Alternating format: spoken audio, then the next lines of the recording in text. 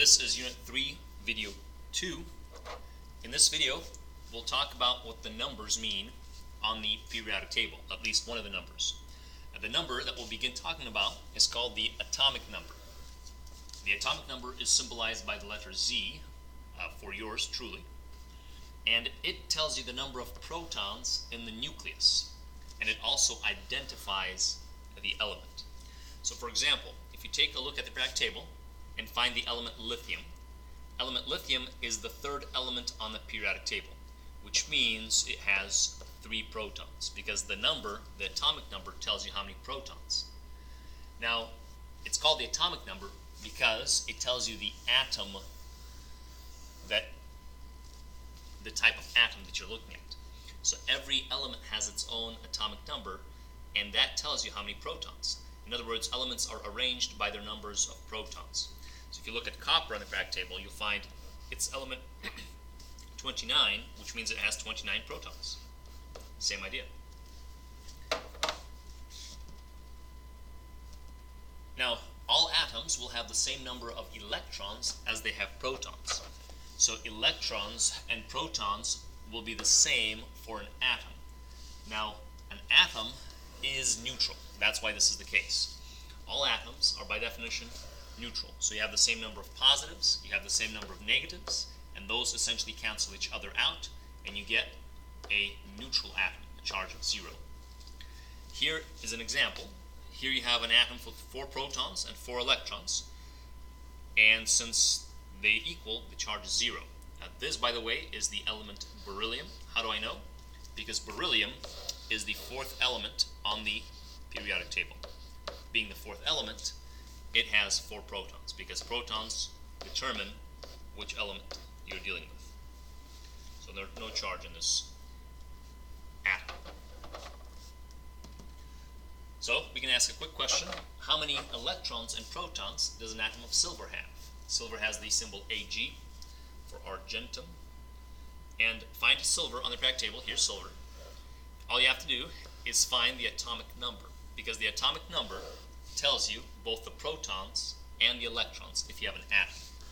The atom is neutral, so the number of protons will then be 47, and the number of electrons will also be 47.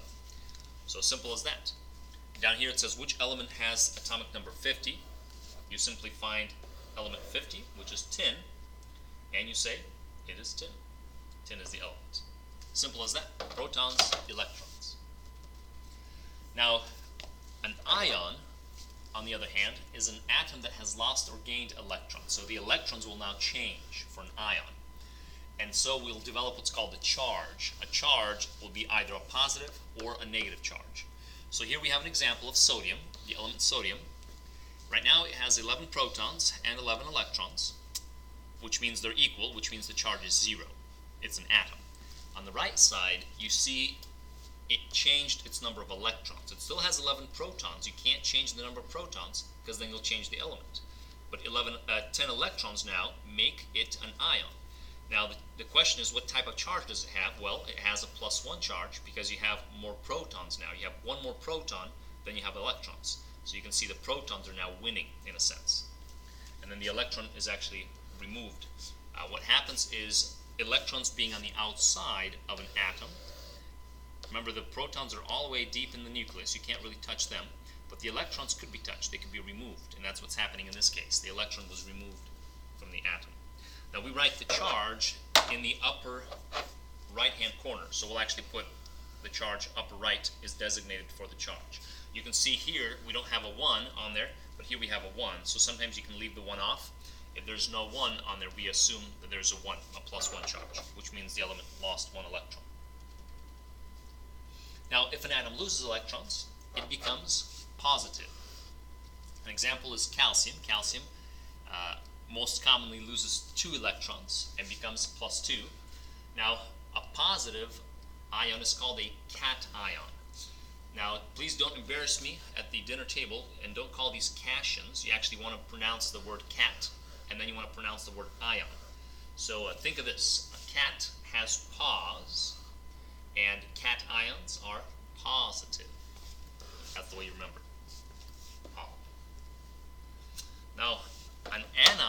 is an atom that gains an electron and becomes negative.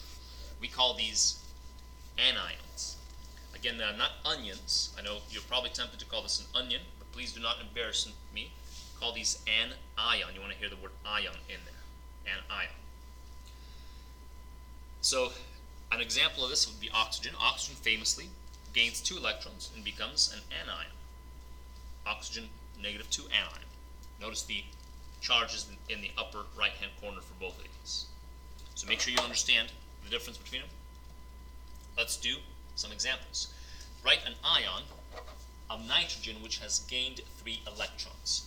Now nitrogen has the symbol N on the periodic table, and if you gain electrons you become negative because electrons themselves are negatively charged. Now we've gained 3 electrons, so we simply need to put a -3 in the upper right hand corner. You can also put a 3 negative. You see them written like this as well. Either way, you want to show a negative and you want to show 3. Part B says write the ion that has 11 protons and 10 electrons. We actually just seen this one, but what you do is you first look at the periodic table for element number 11. And element number 11 on the periodic table is sodium. So you take sodium, write its symbol, and because here we have 11 protons and 10 electrons, looks like we have 1 less electron. Now protons are positive, electrons are negative. So if I have 10 positives, rather I have 11 positives. Sorry, I've got 11 positives in this case. 11 of these. And then I have 10 negatives. So I got 10 pluses, so plus 10. I got plus 11, 11 pluses, plus 11, and then minus 10. Well, plus 11 minus 10 gives you a plus 1. So the charge on the sodium will be a plus 1. And that's the way to think of it. We've got more protons, so the whole charge should be positive.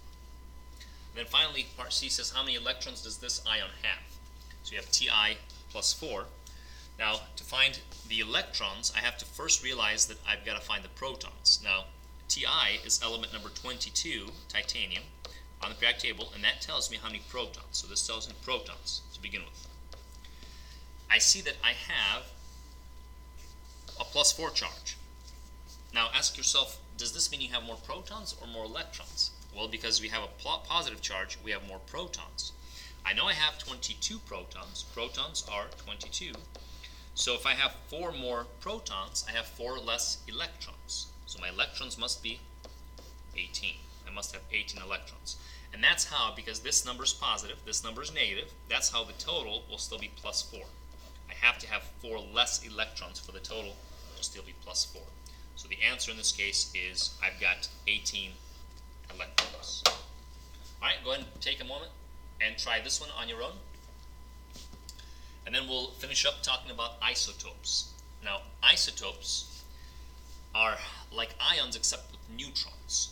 These are atoms of the same element that have a different number of neutrons. So isotopes actually deal with neutrons. Now, if they have a different number of neutrons, they have a different mass, because mass depends on protons and neutrons. Remember, we said that the electrons are on the outside of the atom, and they're really insignificant in terms of mass. That's why they whiz around. They're able to fly around the atom, so really they don't have a mass that we care about compared to a proton and a neutron. Protons and neutrons take up all the mass of an atom. So an isotope will differ in the number of neutrons. The neutrons will be different for an isotope. So here we have 3 isotopes of hydrogen, the simplest element on the periodic table. This is the isotope with only one neutron, with no neutrons actually. Now notice, what you'll notice first of all is that all of them have the same number of electrons. So these are neutral isotopes. Notice the protons and electrons match up. The first one has no neutrons, the second one has 1 neutron, the third one has 2 neutrons. That's the difference between these 3, is their number of neutrons. Notice everything else is the same. So we have a way of designating this, a way of writing this, and that's what we're going to show you. You'll see that the 3 of these have a different number in the upper left-hand corner. The upper left-hand corner will be the number that represents the neutrons and protons, as you'll see. that these are the three types or isotopes of hydrogen. And the number that we will have to focus on is called the mass number. Now the mass number is the total number of protons and neutrons in the nucleus, and it tells you which isotope you have. So isotopes deal with the neutrons. It's called the mass number because protons and neutrons have mass, and that's why it's called the mass number. So if you take a look up here we write sodium. We've been using sodium as an example. The mass number actually uses the letter A. So 23 is the total number of protons plus neutrons. Protons are positive, neutrons are neutral. And 11 right down here will be the atomic number, the number of protons. This is just protons. So obviously the bigger number has to contain the neutrons in it. And what you can do now is you can find out how many neutrons this has. Since this is the total number of protons and neutrons, and I know I have 11 protons, well, 11 plus 12 gives you 23, so I have 12 neutrons in this isotope.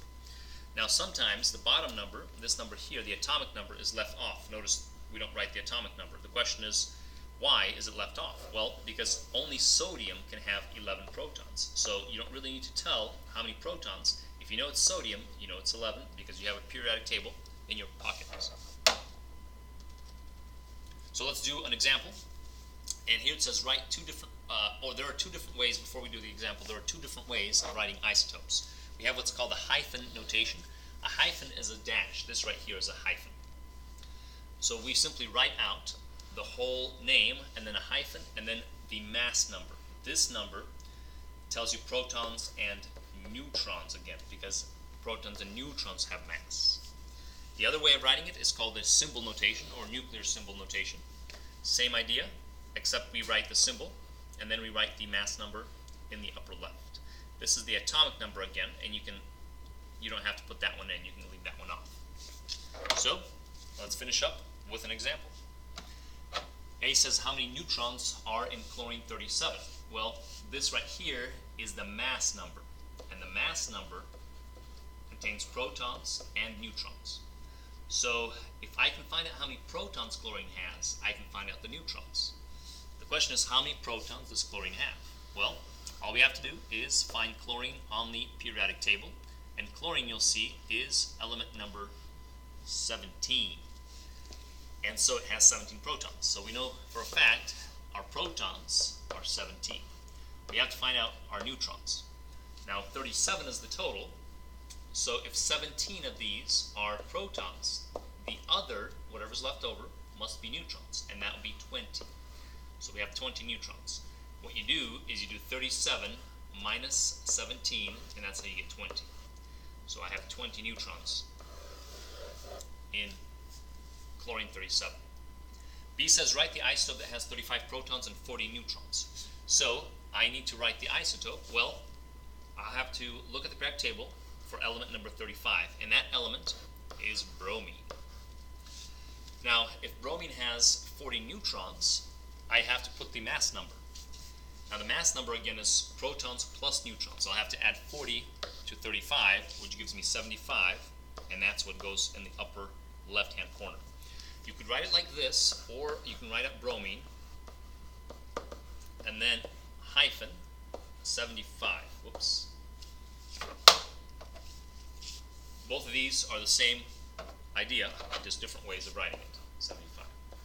Again, you could have included the 35 down here, but it's not necessary. And finally, let's combine this idea together. Let's combine the idea of isotopes and ions together. So let's write the isotope ion, which contains 20 protons, 18 electrons, and 22 neutrons. Now, which element will this be?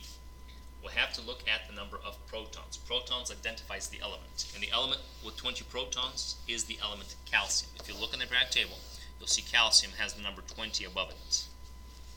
So we're going to write calcium. Now let's think about the charge first. We have 18 electrons. Well, that means we have 2 less electrons than we have protons. Will our charge be positive or negative? Well, since we have more protons, the protons are winning, so our charge will be positive. And there are 2 more protons than there are electrons, so it'd be a +2 charge. So that's how we get the charge. Now, the way we get the mass is we add the neutrons and the protons together, which gives us 20 plus 22. That's how we get 44. So this is right here is actually the answer. Calcium 44. Now, you can't really write this in hyphen notation because hyphen notation does not contain charge.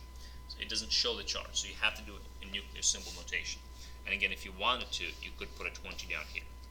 Alright, that wraps up the lesson. Go ahead and pause this and try this on your own. And that finishes video 2.